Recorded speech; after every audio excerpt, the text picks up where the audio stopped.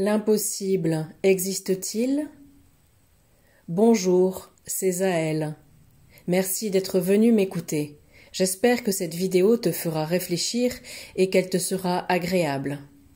Il est possible qu'en voyant le titre de cette vidéo, tu aies ressenti un certain espoir en pensant à une situation plus ou moins concrète que tu aimerais pouvoir vivre. Il est clair qu'il existe effectivement certaines limitations, du fait de certains accords que tu as passés en tant qu'âme sur le fonctionnement du monde dans lequel tu évolues. Donc, dans la plupart des cas, la réponse peut être que oui, c'est possible de faire telle chose, et qu'en même temps il y a aussi un mais. Si nous parlons depuis le côté le plus métaphysique et le plus élevé, j'oserais te dire que non, l'impossible n'existe pas. Pourquoi? Eh bien, c'est simple. Tu es tout. Tu es la source de laquelle naissent toutes les réalités existantes et en voie d'exister que tu peux percevoir et même tout simplement imaginer. Quelque part dans l'existence, que ce soit dans d'autres lignes de temps ou d'autres localisations physiques, si je peux les appeler ainsi, ou peut-être à un autre moment de ton existence, tout ce que tu es capable d'imaginer peut exister, si tu y portes suffisamment d'attention. Mais cela ne signifie pas que maintenant tu peux ouvrir la fenêtre et sauter dans le vide parce qu'il devient possible de voler.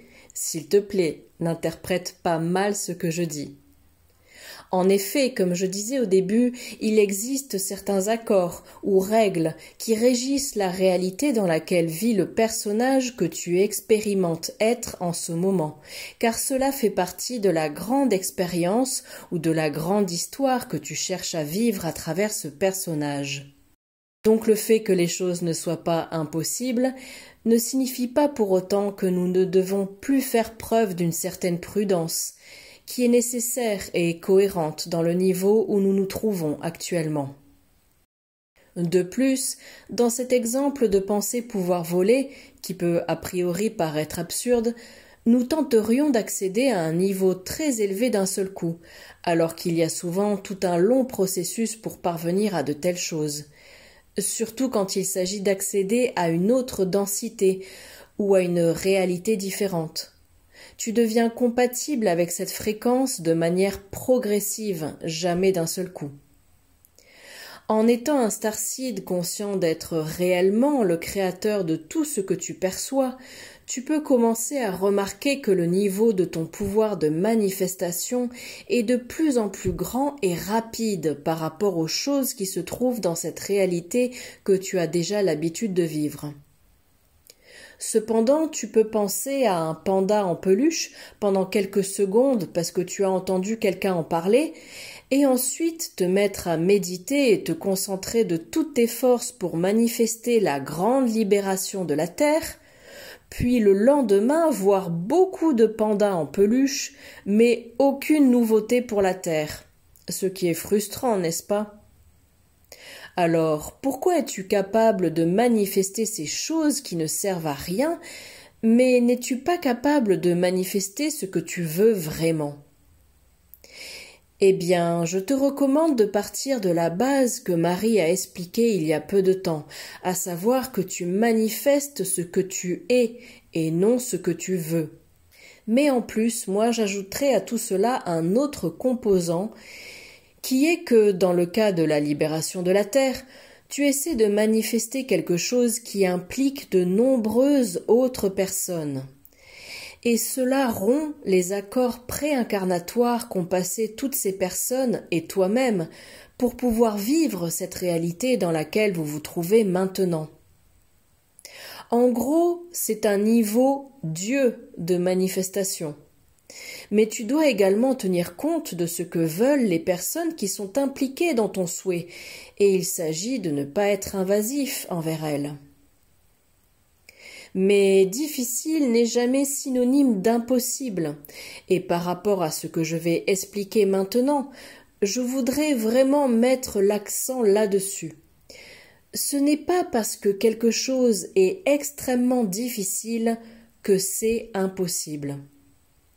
Et même si pour l'expliquer j'utilise des exemples compliqués à mettre en œuvre, tu peux aussi imaginer appliquer cela pour des choses simples dans ta vie quotidienne. Donc là, je te parle non pas de manifester quelque chose au niveau mondial, mais de manifester ce que tu veux pour toi et tes êtres chers. Après tout, c'est ce qui compte le plus dans cette histoire que tu vis. Et il est même possible qu'en empruntant cette voie, tu atteignes un objectif beaucoup plus grand, parce que c'est un cheminement. Cependant, le fait de souhaiter qu'une chose se produise, aussi simple ou compliquée soit-elle, ne consiste pas juste à y penser beaucoup et à répéter à voix haute que tu le veux et qu'il en sera ainsi. Bien sûr, les mots ont un pouvoir inimaginable, surtout au niveau inconscient et subconscient, ce qui aide à manifester des situations et par conséquent, tu dois être cohérent en utilisant ces mots. Mais si tu désires vraiment quelque chose de tout ton cœur, je crains que tu doives faire autre chose à part simplement y penser. Tu devras passer à l'action et être proactif pour te diriger vers ce que tu désires. De cette façon, chaque fois que tu te retrouves en train de penser que tu souhaiterais que ceci ou cela se produise, continue cette ligne de pensée avec les questions suivantes. Est-ce que je suis en train de faire quelque chose pour que cela arrive ? Que pourrais-je faire pour augmenter les probabilités d'obtenir ce que je veux ? Écoute bien ce que je vais te dire. Ce que tu désires peut être difficile, voire extrêmement difficile, et cela peut même te sembler impossible. Mais sache que jamais tu ne l'obtiendras si tu restes immobile en pensant juste « Ah, si seulement » et en te disant « Pourquoi essayer si c'est très difficile ? Pourquoi essayer si c'est presque impossible ?» Tu es la source, la source. Si quelqu'un doit déterminer ce qui est possible ou impossible, c'est toi. Si quelqu'un décide de rompre ses accords préincarnatoires, ce sera toujours toi. Et inversement, car si tu crois que ces accords ne se briseront jamais, c'est toi qui le décréteras. Il se peut que ça prenne du temps, il se peut qu'il y ait des difficultés après chaque tournant, il se peut qu'un mur infranchissable surgisse sans cesse devant toi. Mais ça dépend de toi. Tu vas abandonner et t'asseoir par terre en supposant que tu ne sortiras jamais du labyrinthe ? Ou chercheras-tu une autre solution ou un autre chemin, encore et encore jusqu'à ce que tu trouves la sortie ? Je vais citer Arienne. Si tu as un objectif important devant toi qui te résiste, tu peux le voir comme un jeu de casse-tête, un puzzle ou une figurine très compliquée que tu n'es pas capable de résoudre. Le casse-tête ne te donne aucun indice, de sorte que ta figurine reste intacte. Tu peux être frustré et abandonné, si c'est ce que tu souhaites, et accepter que tu ne pourras jamais le résoudre, parce qu'il est trop difficile à déchiffrer. Tu souhaiterais que ce soit un peu plus simple et tu le ranges dans un tiroir. Tu acceptes que tu as essayé et que tu n'as pas pu. Et quelques jours après, tu réalises que tu es resté tout ce temps à essayer d'ouvrir ce casse-tête avec les mêmes gestes ou des gestes très similaires. Donc tu décides de trouver la solution avec un léger changement de perspective. Et au moment où tu changes tes gestes et essaies des combinaisons différentes, tu réussis à ouvrir ton casse-tête ou à assembler tout ton puzzle.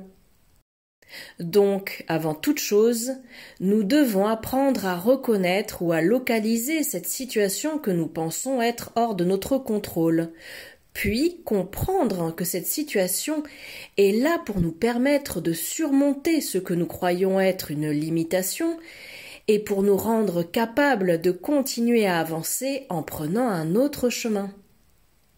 Fin de la citation d'Arienne. Oui, parfois ça peut être désespérant.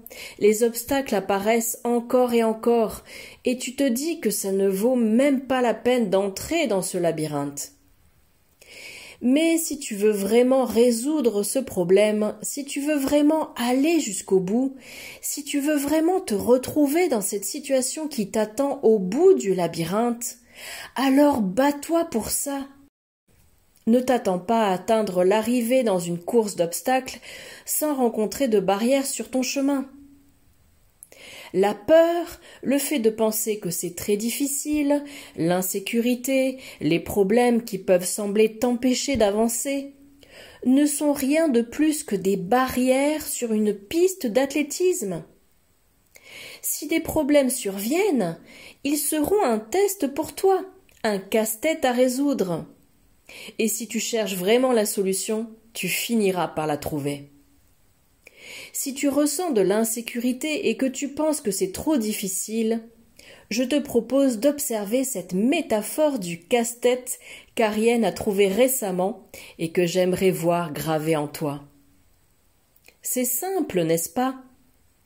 Si la peur est ce qui t'empêche le plus de progresser vers ce que tu désires tant, rappelle-toi que la peur est la fréquence la plus basse qui existe, et qu'il est nécessaire et prudent d'analyser les situations avant de s'y jeter tête la première, et de toujours agir avec précaution chaque fois qu'il y a quelque chose d'important en jeu.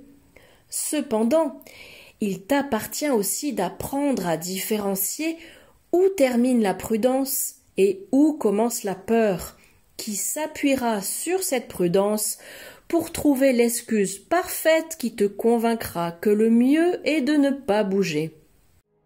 De plus, pour citer une personne que j'admire et respecte profondément, il existe des niveaux de risque non seulement acceptables, mais aussi tout simplement inévitables. Et nous devons donc continuer à avancer dans la vie en acceptant ces risques. Tout ce qui est grand et novateur comporte des risques. Il est probable aussi que d'autres personnes te rappellent à quel point elles trouvent cela très difficile, voire impossible, ou qu'elles te disent 1 million d'autres choses qui implanteront leur propre peur en toi. Mais rappelle-toi que ceux qui ont réussi ce qui n'avait jamais été atteint auparavant ont dû le faire avec tout le monde leur disant que eux ne le feraient jamais.